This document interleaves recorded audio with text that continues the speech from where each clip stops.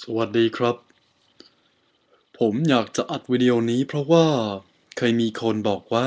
เสียงผมเหมือนคนพากย์หนังนะครับแล้วผมปลื้มจริงๆนะครับที่มีคนมาพูดอย่างนี้เพราะว่าผมโคตรตลกเสียงพากย์หนังตอนดูหนังไทยนะครับหรือหนังเมืองนอกที่พากย์เสียงเป็นภาษาไทยนะครับผมว่าโคตรตลกเอ่ไม่รู้ทำไมคนพากย์หนังต้องทำเสียงแบบนี้นะครับแต่ยังไงมันก็ตลกมากนะ ผมก็มีเพื่อนสนิทหนึ่งคนนะครับเวลาเราสองคนคุยกันสนทนากันก็จะพูดเหมือนกับว่าเราพากย์หนังกันอยู่ขอบอกนะครับสนทนานั้นฟังดูตลกมากฟังดูแปลกมากนะครับแต่จริงๆแล้วพูดเหมือนคนพากย์หนังไปนานๆก็ไม่ได้นะครับเพราะว่าเดี๋ยวก็ลืมว่าผมอยากจะพูดเหมือนคนพากย์หนังแล้วมันก็ครึ่งหนึ่งเหมือนคนพากย์หนังครึ่งหนึ่งเหมือนเสียงผมเองนะครับ